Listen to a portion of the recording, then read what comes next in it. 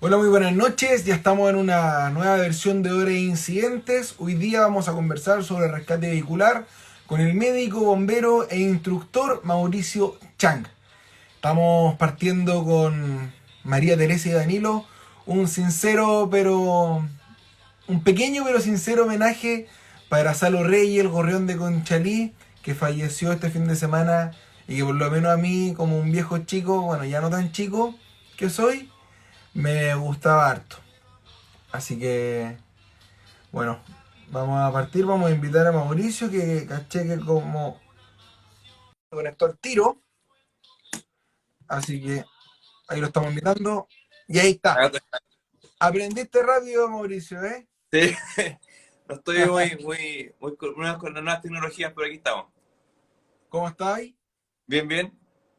Eso es bueno. Oye, hay que partir indicando al tiro que Mauricio y yo somos los dos bomberos de Longa City, pero Mauricio también es bombero ya en las tierras santiaguinas de Ñuñoa, Así es. en la Bomba de la Reina, ¿no? Bomba la reina. Sí, parece que algunos chiquillos ahí están conectados. Y los de la secta china están en un 10-4 ahora, po. Sí, pues, salieron a un 10-4. Ahí estábamos justo haciendo la talla respecto a que había partido al accidente, me dijo. Yo me había asustado ya, ¿eh? Sí, pues no, pero bueno. Estoy lejos, estoy en Conce, entonces. Pero igual uno no se desconecta nunca de los bomberos, po. Un saludo a mi señora que siempre me reta por eso.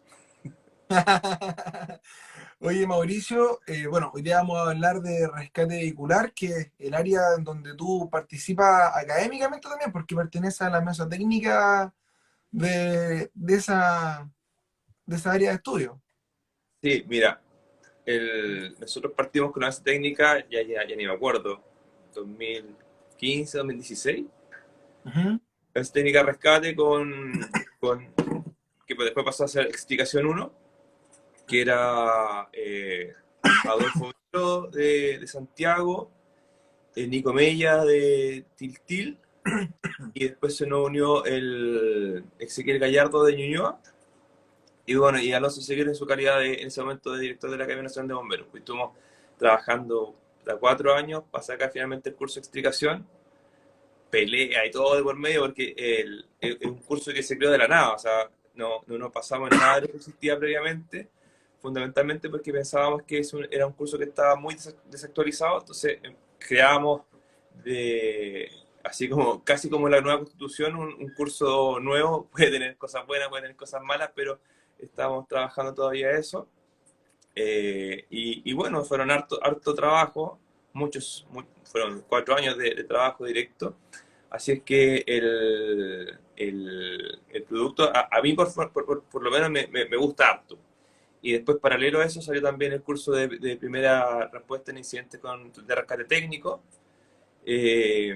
Sacamos también, bueno, en ese momento, en forma paralela, saqué yo con otra gente el curso de RCP y el de soporte vital básico que partió hace poco. Exactamente. De hecho, el manual lo estuve hojeando yo delante y es bien grande pero tiene harta ilustración, porque los bomberos se van a asustar, pero tiene harta Sí, mira, ilustración. muchas de esas fotos, sobre todo las fotos de las técnicas, las saqué yo.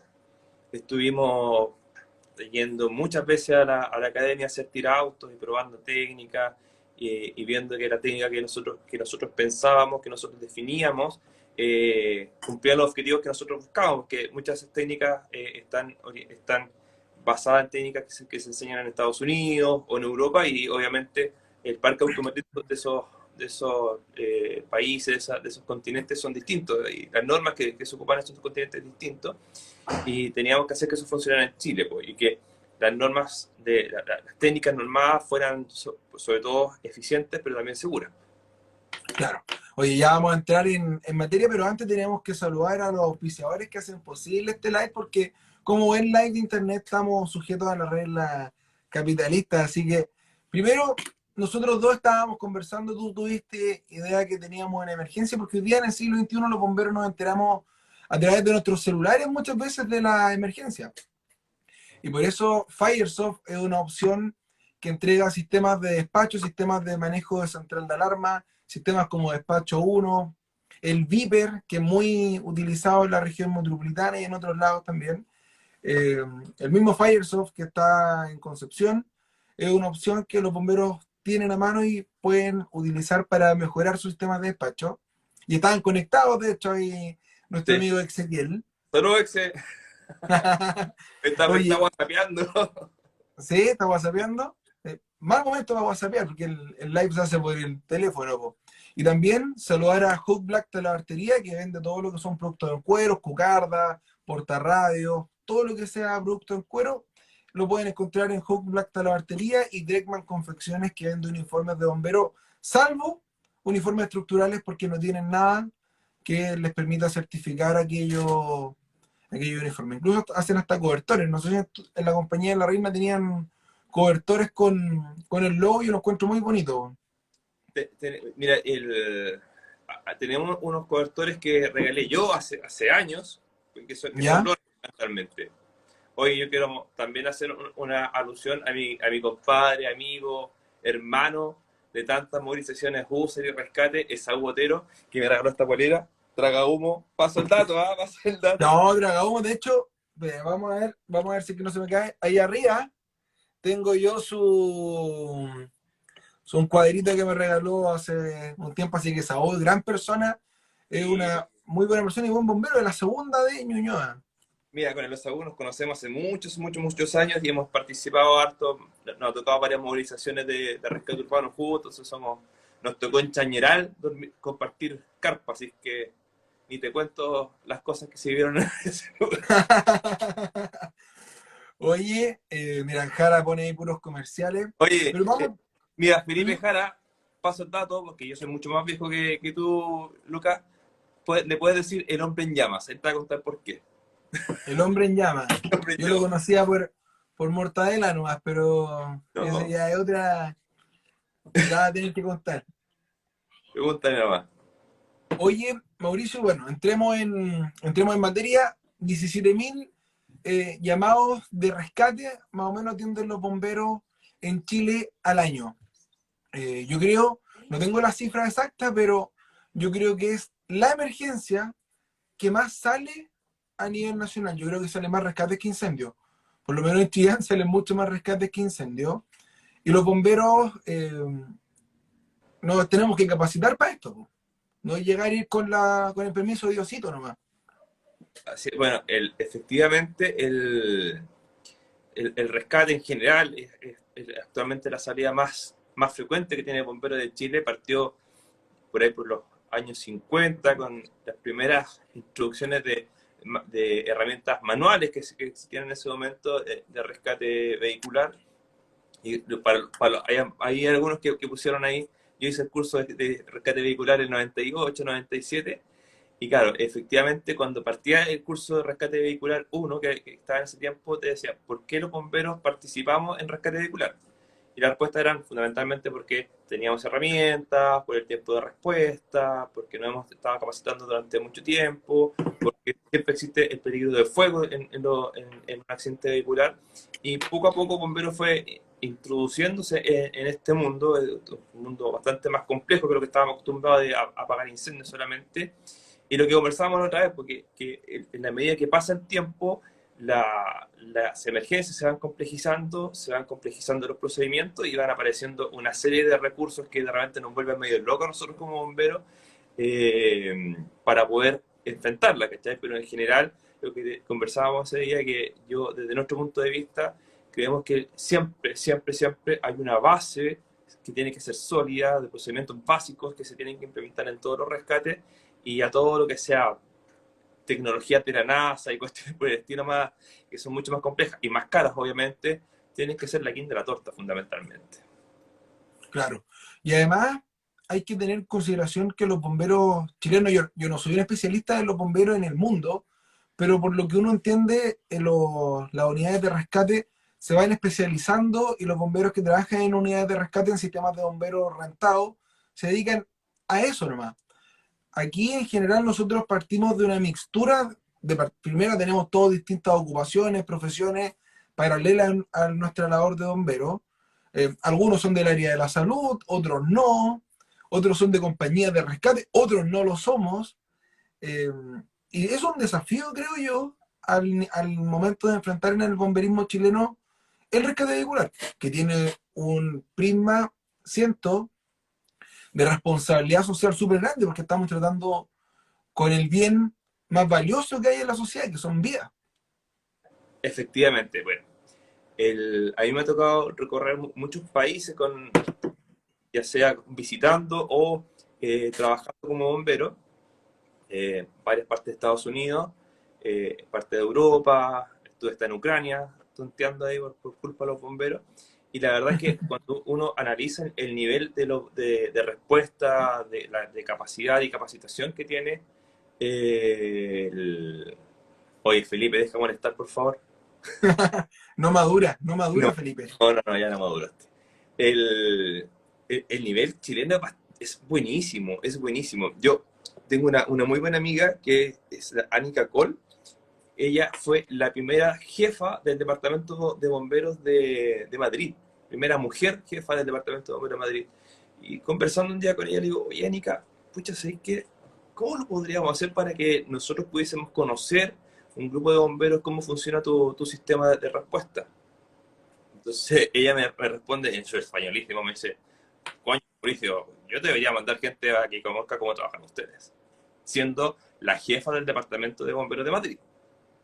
Entonces, la gente que viene a conocer el sistema de respuesta chileno que ha impresionado con el nivel de respuesta que tenemos, con el nivel de recursos que tenemos, y por sobre todo que han impresionado porque ese nivel de respuesta, ese nivel de implementación de equipamiento que tenemos, pertenece a una institución de voluntarios, 100% voluntarios.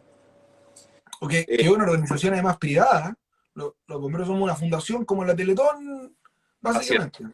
De hecho, les quedan impresionadísimos. Dicen, oye, pero ustedes son bomberos, ¿cómo tienen esta capacidad de respuesta? ¿Cómo tienen estos conocimientos que se demoran tanto tiempo en implementar, en lograr? Y la verdad es que nosotros, a punta de sacrificio nomás, ya eso es súper importante. Y como tú decías, fundamentalmente en Estados Unidos las compañías o las unidades de rescate, yo siempre pongo el ejemplo, Ñuñoa tiene 11 compañías. Esas 11 compañías, 9 son de rescate. Miami tiene, o ponte tú el ejemplo más conocido, Nueva York, que tiene como 60 estaciones, tiene solo 5 compañías de rescate. 6 compañías de rescate. Entonces, ellos llaman a las compañías de rescate, a las unidades de rescate, unidades de especialidad. Y ellos no solamente hacen rescate vehicular, porque para nosotros el rescate es el rescate vehicular, pero ellos son compañías de especialidad. Entonces ellos hacen todo lo que tiene que ver con rescate técnico, rescate vehicular, rescate de nivel. De Estados Unidos, por el tipo de suelo que tienen mucho rescate en zanja, rescate acuático. Entonces, efectivamente su especialidad es esa. Pero obviamente con 5 compañías de rescate en una ciudad gigante como Nueva York, o algo parecido pasa en Miami-Dade o en Washington, ocurre que tienen los squad. Los squad son como engines, como compañías de agua que tienen material de rescate también y que pueden hacer la primera intervención o que pueden hacer excarcelación con una atrapada, y que tiene un tiempo de respuesta mucho menor. Ahora, cuando el evento es complejo, obviamente siempre van a llegar estas compañías de rescate. Sí. Oye, y el otro día, hablando de Nueva York, el otro día tú compartiste un video que se hizo bien, circuló mucho en el mundo de los bomberos respecto a un rescate en Nueva York. Estaban trabajando los bomberos que, por lo que denota el video, no habían hecho estabilización del vehículo. Y de repente el vehículo se les da vuelta y cae, no recuerdo bien si eran 2 bomberos o uno que quedan atrapados y se transforma en una situación bien dramática. Sí. Esa es una de las cosas por las que yo te digo que es importante volver a lo básico. Y este es un término de Adolfo Grillo, que voluntario, ex voluntario de Conce, voluntario ahora de Santiago, amigo mío, que decía siempre, back to the basic, stupid. O sea, vuelve a lo básico, imbécil. Eso es lo importante. Y ese video tiene hartas connotaciones. Primero que todo, Rescue One, como la compañía más conocida en el mundo de rescate, Rescue One, hay Torre Gemera y toda la parafernalia que eso llevó, ¿ya? Con lo complejo y lo encuadrados que son los americanos con respecto a sus procedimientos, tienen varias falencias. Primero que todo, no identificaron el tipo de vehículo. Es una cosa súper básica, identificar el tipo de vehículo, el tipo de propulsión que tiene el vehículo. Ese era un vehículo eléctrico, ¿ya? Los vehículos eléctricos, el motor no suena, ¿ya? Porque el motor no está andando continuamente, solamente genera movimiento cuando tú le das el acelerador. Pero el motor está prendido, entre comillas prendido, sin que suene, no tiene ningún tipo de sonido. Esa es la primera cosa. Segundo, meten a un bombero, se mete un bombero del equipo de rescate por un área que es muy inestable. Un vehículo que está sobre sus dos ruedas entra por la puerta de abajo. Es súper complejo porque sabemos que en la posición más inestable en la cual puede quedar un vehículo después de un accidente de tránsito es sobre sus dos ruedas, sobre su lado, ¿ya? Y segundo, no hacen la estabilización. La estabilización primaria siempre, siempre, siempre parte por evitar el movimiento del vehículo en su eje normal de movilización. El vehículo siempre se está diseñado para andar hacia adelante. Entonces, se Claro. conjugan todas estas cosas para que al el bombero tener contacto con la persona que está arriba, probablemente le pidió a ver si se podía mover. Esta persona, probablemente, yo estoy lucubrando, he leído varias investigaciones, pero no salió un reporte formal de esto. Tiene que haber apretado el acelerador, ¿ya? Sin haberle cortado el contacto al vehículo, al apretar el acelerador, el vehículo inmediatamente se pone en marcha.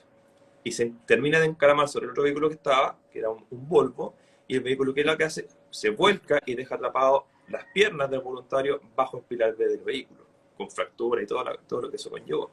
Lesiones muy graves.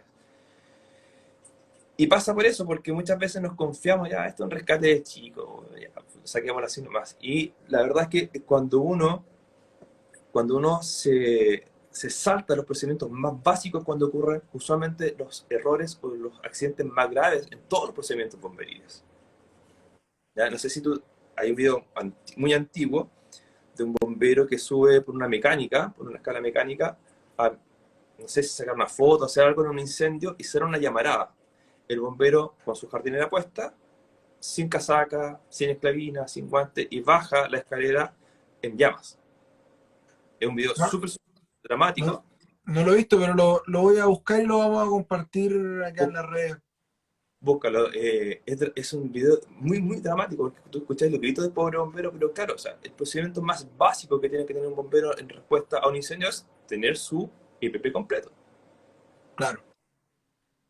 Hay Efectivamente. la confianza está el peligro y cuando nos confiamos efectivamente, cuando nos confiamos y nos saltamos a las cosas más básicas que están dentro de nuestro propio procedimiento, es cuando ocurren los accidentes más graves. Pero muchas veces uno es, y a uno también no es tampoco superhombre, pero uno le pasa o ve que en una emergencia súper básica, sin guantes, sin casco alguno, sin esclavina, y de repente las emergencias son súper dinámicas y cambian, y se te generan problemas graves y no estáis preparados. Claro, el típico ejemplo que ha costado y a seguir costando mucho, mucho de implementar, que es el uso del casco dentro del vehículo. ¿Ya? Una cosa súper básica, pero ¿qué hacemos los bomberos? Lo dejamos Apenas arriba del auto.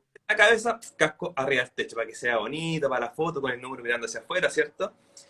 Pero yo le pregunté a un bombero, ¿pero por qué hiciste eso, man? O sea, en un vehículo muy deformado, tú haces esto y ponerías en la cabeza, obviamente. Entonces me dice, es que no teníamos pase para trabajar con el paciente dentro del vehículo. Entonces, si tú asumes que la deformación del vehículo hace que no tengas espacio para trabajar con tu casco dentro del vehículo, significa que es una zona ultra insegura, y tienes que proteger tu cabeza. Y bueno, hasta el día de hoy sí que tú ves la foto de los rescates, siempre hay un casco arriba, ¿cierto? Con el número mirando para adelante para que salga bien en la foto. En especial pasa en los cascos americanos, con los cascos estilo americano, pasa que como en general, pum, para afuera. Y hay No, muchas compañías que tienen casco americano para incendios, pero en las unidades de rescate tienen otro tipo de casco integral para que los bomberos no se lo saquen, e igual se lo sacan. igual se lo sacan. Y si tú te fijas, en general, claro, podríamos estar discutiendo varios días con respecto a qué casco es más cómodo para el rescate, qué casco es menos cómodo para el rescate. En general, yo creo que el casco americano, a mí me gusta mucho el rescate, el casco americano. Me carga tener más de un mono, no sé si cómo se llama en otras partes, pero el mono del uniforme. Entonces, si tú tienes un mono para incendio un mono para rescate vehicular, un mono para altura, un mono para zanja. Al final, yo ando con mi uniforme en el auto, ando con el auto lleno de cuestiones atrás. Claro. Y sinceramente creo que el casco estructural americano te permite trabajar bastante bien en un rescate de vehículo. Y si tu cabeza no cabe dentro del vehículo por la deformación y tú dices, te me molesta el casco, es porque efectivamente es cuando más necesitas tu casco. Y bueno, podríamos decir cuando tú que el casco francés es menos voluminoso, ¿cachai? Pero escucháis menos, si tienen no hay un casco perfecto. Claro. Todos tienen pros y contras. Sí. Claro, mira, aquí dicen, hoy día se ve mucho el casco Sycor o el F2 para rescate vehicular.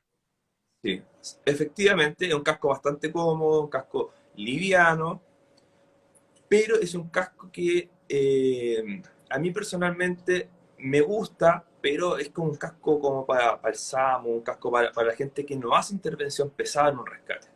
¿Ya? En mi opinión, podríamos discutir harto eso, pero a mí me gustaría que bomberos pudiese tener un solo uniforme, ¿cachai? Un uniforme que fuera tú no ves al bombero europeo o al bombero gringo, tú no lo ves con una casaca de un tipo, o una chaqueta, un chaquetón, no sé cómo, eh, una chaqueta para un incendio y una chaqueta para el rescate.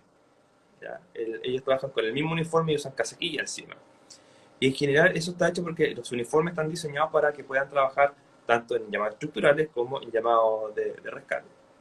Perfecto. ¿Por qué crees tú que en Chile, bueno, aparte porque a nosotros nos gusta comprarnos cosas, pero ¿por qué crees tú que en Chile pasa eso de que hay tantos uniformes como llamados casi tenemos? Sí, mira, puede ser que efectivamente tiene sus cosas buenas eso, efectivamente trabajar con una casaca de rescate que es mucho menos pesada, que es mucho más cómoda trabajar, te da mucha más movilidad, pero la gran mayoría de las chaquetas de rescate que nosotros ocupamos en Chile no son de material ignífugo. O sea, la gran mayoría de las chaquetas que nosotros ocupamos en rescate son plásticas o de género sintético, o sea, de tela sintética. Imagínate, te cae un poco de encima, se prende el auto, te va a quemar entero. ¿Ya? Eh, y efectivamente, a todos, o sea, el que es bombero acá, que tiene más de 2 años, sabe que a todos nos gusta la parafernalia y nos gustan los uniformes. A mí me encantan los cascos, tengo una colección de cascos ahí. eh, pero hay que ser práctico, hay que ser práctico. Podríamos pensar que efectivamente podríamos tener un uniforme y cambiar el casco, ¿cierto? Claro. Eh, hay hartos, ahí hablaban del Fénix. El Fénix es un casco súper rico. El Fénix no que usan en Los Ángeles, que hay varias compañías en Chile que están usando ahora. El Dual, Ah, el que es del Dual, que se llama. sí, usan en Melipilla, en Santiago, hay algunas compañías que lo compraron. Es súper rico, el casco súper liviano, es poco voluminoso y te permite trabajar fácilmente en varias situaciones. Ahora, como te decía yo, las dos cosas tienen sus pros y sus contras y yo creo que cada cuerpo de bomberos debe tener la facilidad y la capacidad de definir cuáles van a ser sus uniformes. Claro. Oye, pasando a otro tema, algo que mucho se discute dentro de los bomberos y dentro de los bomberos que son del área de la salud y los que no lo somos, es cuándo inmovilizamos a un paciente, porque en las comunas más grandes, en las ciudades más grandes, es muy frecuente ver pacientes que visiblemente, o sea, no voy a decir un hecho objetivo, que a la vista no tienen lesiones, que defirieron dolor quizás, no sé, en el brazo, y están en la tabla, con el pulpo, con collar, inmovilizados 30, 40 minutos hasta que llega la ambulancia. Y bueno, en los lugares en los que llega la ambulancia tenemos que pensar también que la ambulancia cuando llega al hospital está un par de minutos, un par de horas ese, esperando que la atiendan. Po. Minutos no creo. Claro, sí, para Mira, ser sincero, horas. hoy quiero responder una pequeña pregunta que hicieron por acá, que dijeron, ¿creen que el curso de explicación sea suficiente para ser operador de rescate? No, no es suficiente. ¿Ya? El curso de explicación es un curso de explicación. ¿Ya? Siempre hay que tener claro eso. El curso para ser rescatista, tú no solamente tienes que saber manejar una herramienta, el rescate involucra también una acción médica, una acción de atención de salud, de soporte vital.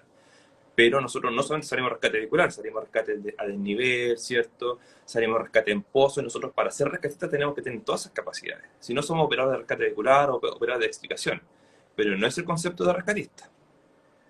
¿Ya? Claro. Eso. Con respecto a tu pregunta, hoy día me han preguntado 2 personas lo mismo por WhatsApp. En el curso de rescate vehicular antiguo, habían 9, no me acuerdo si eran 9 o 8 lecciones que eran solamente de trauma. ¿Ya? El curso de explicación actual tiene solamente una lección donde se habla de, no sé si me veo con letra, no sé cómo sacar esto encima ahora. ¿Cómo con letra? Ahora toda mi cara se ve llena de las preguntas. No, no, no. Corriste para el lado probablemente. Ahí, está filo. No sé qué hiciste.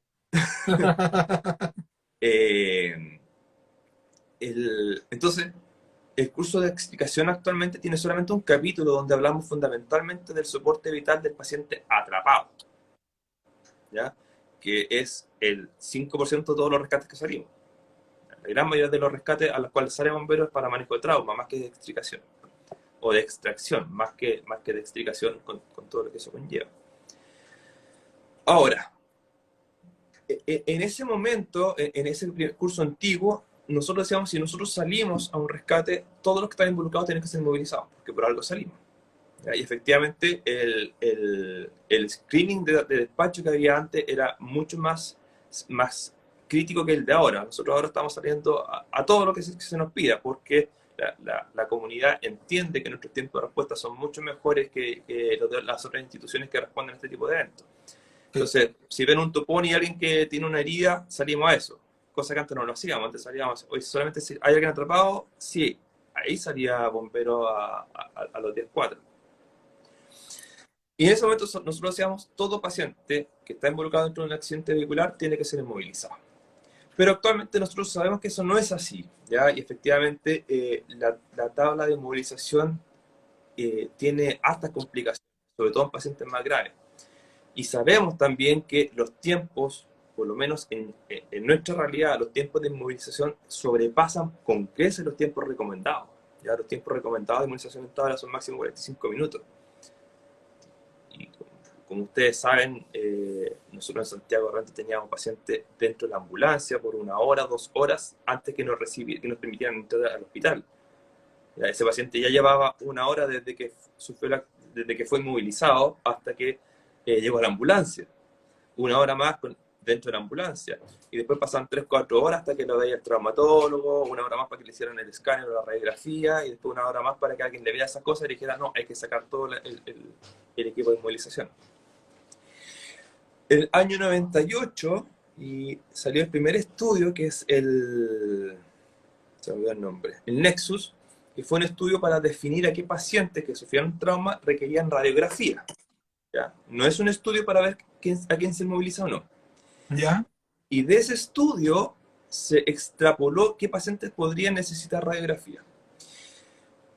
Aparecieron varios protocolos con respecto secundario a esto, otros estudios que se hicieron también en la misma tónica de disminuir los exámenes que se tomaban en urgencia y secundario a eso podríamos también disminuir la cantidad de pacientes que llegan inmovilizados a la urgencia.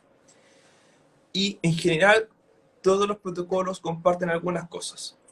Primero que todo, que si nosotros definimos que es un impacto o un accidente de alta liberación de energía, o sea, con gran deformidad del vehículo, con más de un herido grave, con fallecidos, ¿ya? Ese paciente que estuvo involucrado en ese accidente de tránsito requiere movilización. Todo paciente inconsciente en un accidente de tránsito requiere movilización. Ahora, si tú tienes un paciente en un accidente de tránsito que tú determinas visualmente que es de baja liberación de energía, un paciente consciente que te puede decir, sé que me molesta un poco acá, me molesta un poco acá, ese paciente no puede definir no inmovilizarlo. Pero siempre, frente a la duda, ya es mejor inmovilizar o esperar que alguien con mayor capacidad pueda definir eso. Porque ¿qué es lo que ocurría antes? Me pasó varias veces en Santiago, en mi primera pasada por el SAMO, y saludo a los chiquillos del SAMO que están conectados. Llegaba un accidente de tránsito de 2 micros. accidente de baja liberación de energía, la señora que iba con su cosita ahí, que se golpeaba con el fierro, tiene una lesión sobre las clavículas, hay que movilizarla. Esta otra señora tiene una herida acá en el labio, lesión sobre las clavículas, hay que movilizarla. Entonces tú llegas a un accidente de tránsito, que bombero obviamente despacha muchos recursos, ese tipo de accidente de tránsito, tiene mucha más disponibilidad de recursos que lo que es la respuesta de ambulancia, y te llegas y encontrás tú, no sé, a 20 personas movilizadas. Y llegáis con 2 ambulancias. Y llegáis con tu ambulancia. Y pasaba que teníais que mandar gente inmovilizada dentro de un carro bomba, que teníais que mandar dos tablas dentro de una ambulancia, o 2 tablas en el suelo, bajar la camilla. Entonces, genera un conflicto ya gigante. ¿Cómo tú metes a esos 20 pacientes en un hospital? ¿Está? En Santiago tú tienes la posibilidad de derivar pacientes a varios hospitales al mismo tiempo. En Chillán eso no ocurre. No. ¿Está? En Conce eso no ocurre. O sea, en Conce sí teníamos más posibilidades. En Talca eso no ocurre. En San En Los Carlos, Ángeles no ocurre. sabes que no ocurre. Entonces, un evento de ese tipo, independiente que no sean pacientes graves, es una catástrofe para el servicio, para lo que es servicio de salud. Entonces, nosotros tenemos que ser capaces también de disminuir los requerimientos de recursos a salud. Y en ese mismo ámbito, tenemos que tener la capacidad de definir qué pacientes se tienen que movilizar y no. Si yo no estoy seguro que ese paciente no tiene indicación de inmovilización, puedo esperar a que alguien me apoye mientras puedo mantener una inmovilización manual o inmovilizarlo. ¿Ya? Pero inmovilizar a todos los pacientes eso ya no se ocupa. Y en el nuevo curso de soporte vital básico viene ahí establecido un protocolo que es un compilado tanto de lo que salió en la evolución del Nexus, el CISPAN, otro, ¿cómo se llama? Protocolo que se hizo en Canadá, y el consenso europeo. Como te decía, todos tienen cosas en común y eso fue lo que fuimos manteniendo, cosa que las cosas que están recomendadas ahí no tienen mayor interpretación. ¿Ya? Claro, mira, aquí preguntan, voy a interpretar la pregunta, dice, en caso de que las personas estén afuera, me imagino, deambulando, también hay que movilizar, le voy a poner el signo de pregunta. No, volvemos a lo mismo. Si un paciente deambula, ¿ya?, en un accidente de alta liberación de energía, yo tengo que evaluar a ese paciente. Si el paciente está consciente, ¿ya? O sea, no es un paciente que puede estar deambulando, un paciente pero está cosido como tagua, en un accidente de alta liberación de energía, ese paciente requiere movilización. Porque tú no puedes evaluar clínicamente al ojo que ese paciente no tenga nada. Ahora, si un paciente que responde tingentemente a tus preguntas y te dice que efectivamente se activaron todos los sistemas de protección pasiva del vehículo y no tiene dolor en el cuello, ese paciente se deja como paciente, pero no se inmoviliza. Y ahí tendrá que ser evaluado después por el equipo de salud. Entonces, no es como una receta, hay que tomar varias cosas a considerar para determinar eso. Y por eso es importante entrenarlo. ¿Ya? Tener el conocimiento, pero ese conocimiento hay que entrenarlo. Y como te decía yo, en el curso de soporte vital básico viene el cuadrito. Creo que en mi Instagram está el primero que yo hice, que desde ese para ponerlo en el curso de soporte vital básico. En alguna parte está por ahí. Lo vamos a buscar y lo vamos a compartir entonces. Oye, Mauricio, otra cosa que también se genera como duda es, llegamos a un accidente, eh, empezamos a hacer el TDAH y nos pillamos una persona que visiblemente no tiene una lesión incompatible con la vida, pero que está en paro. ¿Se reanima? ¿No se reanima? ¿Qué hacemos con los paros traumáticos si llegamos con personal? Pregunta compleja. ¿Sabes por qué? Lo pregunto porque eh, dentro del mundo de la salud yo escuchaba una respuesta, pero yo soy estudiante de leyes, mi aproximación con la salud es a través de los bomberos. Entonces, me imagino que la mayoría de los bomberos no somos personas de salud. Entonces, esa duda la tenemos. Y en algunos lados reaniman todo, y en otros no. Sí. A ver. La sobrevida de paro traumático contuso, o sea, que por un accidente de tránsito, por una caída de altura, es cercana a cero. O sea, una persona que sufre un paro traumático, que se cayó de un 8º piso en la puerta del hospital y está en paro, probablemente se va a morir igual. ¿Ya? Entonces, la sobrevida es muy, muy, muy baja. Eso primero que todo. Segundo, con este antecedente, si tú tienes más de un paciente y en un paciente con un paro traumático, con más de una víctima, ese paciente tiene indicación de reanimación porque nuestros recursos se tienen que concentrar en los pacientes que tienen más posibilidad de sobrevivir. Entonces, si nosotros partimos de la base que la posibilidad con el mejor equipo de que ese paciente sobreviva es casi cero, entonces nuestros recursos se pasan al otro paciente.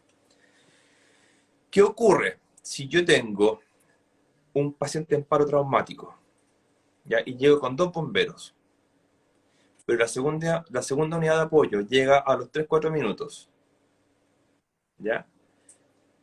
Y digo, ahora tengo gente para reanimar, ¿cierto? Pero Claro, ese paciente en paro ya lleva por lo menos 5 minutos en paro, por lo tanto ya no tiene indicación de reanimación. Eso es otra cosa. Y otra cosa importante, que independiente de eso, cuando tú tienes una víctima y no tienes personal de salud en el lugar, lo que deberías hacer es reanimar hasta que llegue personal de salud. ¿Ya? Y yo más de alguna vez trasladé a un paciente en paro traumático que cuando yo llegué estaban en maniobras. ¿Ya? Y la única posibilidad de sobrevivir que tiene ese paciente es llegar a un pabellón. Entonces tú esa posibilidad se la tienes que entregar. Pero si tienes un paciente más, ese paciente ya no se reanima. perfecto. O Entonces, en sea, triage, que triage puede ser 2 víctimas para 2 bomberos que llegan, usualmente en promedio en Chile llegan 2 o 3 bomberos a la primera respuesta a un accidente. ¿Ya? No es ujú, más que probablemente en el pasar de los minutos va llegando más gente, pero usualmente los carros salen con 2 o 3 personas, 3 bomberos. Entonces, en ese caso, cuando tú llegas a un accidente vehicular con 3 bomberos y tienes 2 pacientes, uno en paro y otro grave, eso es triage. Ya tú no necesitas tener 40 pacientes graves para iniciar un un procedimiento. triage. ¿Ya? Eso va a depender, eso es una ecuación, recursos versus necesidades. Sí, Perfecto. influye mucho en la presión social también frente a eventos, Sí, absolutamente. yo también pienso Ab- lo mismo. No, no es lo mismo llegar en un lugar donde está toda la familia eh, que en donde no está. Efectivamente, pero nuevamente, o sea, si tú llegas con 2 bomberos a ese accidente, sorry, tus recursos se tienen que destinar a la persona que tiene mayor posibilidad de sobrevivir. Y con los mejores recursos, esa persona tiene la posibilidad de sobrevivir cercana al 1%. Perfecto. Yo creo que esa respuesta es bien clarificadora para quienes no estamos acercados al mundo de la salud desde el pregrado. A ver, ¿qué me Mira, preguntan por aquí?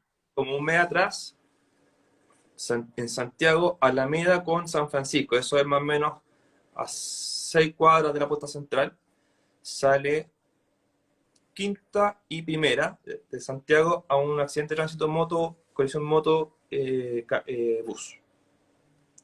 Yo estaba escuchando la radio, me puse mis cosas, dije, vamos a salir. Iba saliendo cuando llega el RH1 Santiago, informa paciente en PCR. Entonces, cuando yo llego, ese paciente estaba siendo reanimado, con lesiones graves, ¿ya? Pero el paciente ya estaba siendo reanimado porque era un solo paciente. Entonces yo ahí tenéis que dar la opción, ¿ya? Ese paciente se hace lo que nosotros llamamos scoop and run. ¿Ya? No se le hace nada, el paciente se echa arriba de la camilla Y y se se lleva traslada. lo posible en maniobras al hospital más cercano, que tenga capacidad de resolución quirúrgica. Ese paciente falleció igual, pero ese paciente tenía una posibilidad y se la dimos. Y eso es lo que ocurre usualmente con yo en mis 17 años de médico, nunca he visto que salga un paro traumático contuso. Los paros traumáticos penetrantes tienen una severidad mucho mayor. ¿Ya? ¿Cuál es la diferencia en español? El trauma penetrante es algo que se produce, por ejemplo, un acuchillado, ya un baleado, un empalado. ¿Por qué razón? Porque la zona que recibe el trauma usualmente es de mucha menor superficie. el paciente que tiene un trauma contuso, todo su cuerpo recibe la misma cantidad de energía. Por lo tanto, la cantidad de lesiones que tiene que produce la muerte o el paro son muchas. ¿Ya? En cambio, el paciente que llega con una puñalada en el corazón tiene solamente esa lesión. Y ese paciente es un paciente que siempre se reanima, a no ser que llegue con signos claros de muerte, pero el típico paciente que llega con el cuchillo, con herida precordial, y tú llegas al box y lo que se hace ahí es se abre en el mismo box. Se identifica la lesión sangrante. También tengo un video eso que hicimos hace un par de meses atrás en el hospital. Y ahí se le pasa un punto al corazón, se reanima y vamos y parte. Es bien entretenido Claro. eso. Mira, preguntan acá, pero bomberos, ¿puedo no tomar la decisión de reanimar o no reanimar cuando el accidente no es con múltiples víctimas? Si es solamente un paciente y usted tiene la duda de que el paciente tiene alguna posibilidad, reanímelo. Y cuando llegue el personal de salud, determinará si se continúan con las maniobras o no. Entonces, Buena, buena un, respuesta, creo que queda claro. un paciente, un paciente, equipo suficiente, zona segura, tiene la duda, la gente le dice, oye, cuando ustedes vienen llegando, el paciente todavía se movía, reanímelo. Y que esa decisión recaer en la de continuar o detener la maniobra, tiene que recaer en el equipo de salud. Claro. Oye, vi otra pregunta por ahí bien interesante que teóricamente uno la tiene mucho más resuelta que en la práctica, creo yo. Eh, hago el ex ABC, ahora comúnmente conocido como XABC, y tengo que estabilizo al paciente primero o el auto primero. ¿Qué, ¿Hay algún caso en el que tenga que estabilizar al paciente primero estando él adentro del auto? No, Siempre mi por, seguridad primero. por una razón bien simple. Lo mismo que le pasó al bombero, que estaba viendo de Nueva York. ¿Ya? Eso es súper importante. Eh, se puede hacer en paralelo. ¿Ya? Un vehículo volcado en una posición medio inestable, el jefe de trauma puede iniciar el manejo y la evaluación del XABC desde afuera del vehículo sin tener que ingresar, mientras el resto del equipo completa la estabilización del vehículo. ¿Ya? Pero bajo ninguna circunstancia, o sea, a mí no me gustan los absolutos, ¿cachai? No, creo que cuando uno dice esto es siempre así, está equivocado. Pero bajo pocas circunstancias uno podría arriesgarse a meterse a un vehículo inestable o a una situación de riesgo para manejar a un paciente sin haber asegurado tu propia seguridad previamente. Claro. A ver, alguna otra pregunta para ir cerrando, porque ya llevamos 45 minutos. Yo dije que pasaba más rápido, a mí se me ha pasado volando. Dije que Mira pasaba aquí, más rápido. ahora, ¿cuál es el tiempo máximo para que una unidad llegue a prestar atención? En Santiago, en general, en el área metropolitana de Santiago, el tiempo de respuesta desde que se recibe en la llamada hasta que la primera máquina esté en el lugar es como de 3-4 minutos. San Pedro de Atacama, estuve con un amigo, era una hora. En Arica, que tiene solamente un cuerpo de bomberos, en toda la región hay un solo cuerpo de Claro, bomberos. sí. De hecho, nosotros fuimos fuimos parte de la creación de la primera compañía que estaba fuera de Arica, que era la que estaba en Putre, me parece que era. Putre, no me ¿Ya? acuerdo. Y los tiempos de respuesta de ella eran de 1 hora y media a un 10-4. Entonces, no podéis pedir 6-6, pues estáis sonados. Así que los carros tienen que esperar hasta que tengan una capacidad de gente adecuada para poder partir, porque esos 5 minutos que te demoran ahí en que te lleguen 4 o 5 bomberos más, es tiempo ganado en la hora y media que tienes que desplazarte. Entonces, Efectivamente. los tiempos de respuesta en Chile son súper distintos dependiendo del lugar donde tú estés. Sí, toda la razón. Me dicen que es la octava compañía de Putri. La octava putre, sí. Sí. Aquí dicen, están echando el agua al SAMU. Dicen, pues el SAMU por lo general ingresa sin estar estabilizado el vehículo. Al Pero menos donde yo vivo. eso es un problema nuestro. Un problema nuestro. ¿Por qué razón? Porque SAMU no conoce nuestros procedimientos. Porque Carabinero Carabineros, oye, mira cómo dejaron el carro cruzado acá, me está obstruyendo la pasada. Pero Carabinero no entiende que parte de la protección de la escena incluye colocar un carro en esa posición. Proteger la escena, proteger al paciente, proteger los recursos y proteger también a la gente que está participando como los mismos carabineros. Entonces, yo hago el mea culpa ahí que sinceramente creo que nosotros como bomberos, como institución, hemos sido poco proactivos con respecto a instruir en nuestro procedimiento al resto de la gente, al resto de las instituciones. Y ahí, Lucas, yo creo que tú tenés que hacer otra cosa súper importante que no se ha hecho nunca en Chile. ¿Qué ¿Qué, cosa? qué pasa cuando una persona, un vecino ve que se está quemando la casa al lado? ¿Qué es lo que hace? Va a buscar, Hoy día se pone a grabar, pues. o se pone a grabar y lo sube para subirlo a Instagram. ¿Qué es lo que sucede? Yo, personalmente, he despachado en mi vida 2 o 3 incendios que fueron declarados después porque vi humo. Y me fui, me acerqué al lugar donde yo vivía y me di cuenta que era una casa. Y bomberos todavía no sabía. ¿A cuántos bomberos de los que están conectados ahora no le ha pasado eso? ¿Por qué razón? Porque la gente siempre piensa que el otro va a llamar. Y nadie llama. Entonces, yo creo que ahí tú tienes que hacer un video donde muestran los tiempos de respuesta de bomberos, que desde que se recibe la llamada, pasan ¿cuánto? 40 segundos hasta confirmar la llamada y 30 segundos más de despacho, 1 minuto más en salida, tiempo de traslado en promedio dentro de una ciudad son 3-4 minutos, tiempo de respuesta total 7-8 minutos, ¿ya? Claro. Pero la gente, los carros llegan 15-20 minutos después de que partió un incendio, y eso ocurre porque la gente nos llama. Sí, tiene razón. Yo hay un video de un incendio que fue acá en Chillán, de hecho, Sí, me acuerdo. cuando pasa el auto grabando, había un hilito de humo. Cuando llega el primer carro, ya estaba bastante grande el fuego. Si bien ese llamado en concreto era medio alejado de la ciudad, servía para el ejemplo. Sí. Pero sí tiene razón. Falta mucho eso. Mucho, mucho, mucho, mucho, mucho. Entonces, tampoco la gente tiene conciencia de que si ve un accidente de tránsito, ¿ya? Con atrapados tiene que llamar inmediatamente a bomberos. Porque ¿qué es lo que ocurre? La gente civil todavía en muchas partes de Chile llaman a ambulancia. La ambulancia llega y se da cuenta que está el paciente atrapado y recién ahí se solicita el apoyo a bomberos. Y acá también me da culpa y tengo que hacerme culpa de la otra institución a la cual pertenecí, que pensamos que muchas veces la gente que está regulando dice, ya, pero no sé, esperamos que lleguen los bomberos, ¿qué es? Tampoco tenemos en Chile, a diferencia de otros países, la capacidad o la costumbre, la cultura de despachar todos los recursos a los incidentes. Porque hay que llamar a 30 distintos. Por lo menos. O sea, No, no es tan complejo, ¿ah? En general, la gran mayoría de los centros 911 de Estados Unidos tienen un operador y el operador lo que hace es destinar la llamada a la otra institución. Igual te pasan, tú te recibes un X y te dice, ya, ¿qué pasó? Pasa esto, ya, espera un momentito, y te traslada al número de bomberos, te traslada al número de la policía o al número de la ambulancia.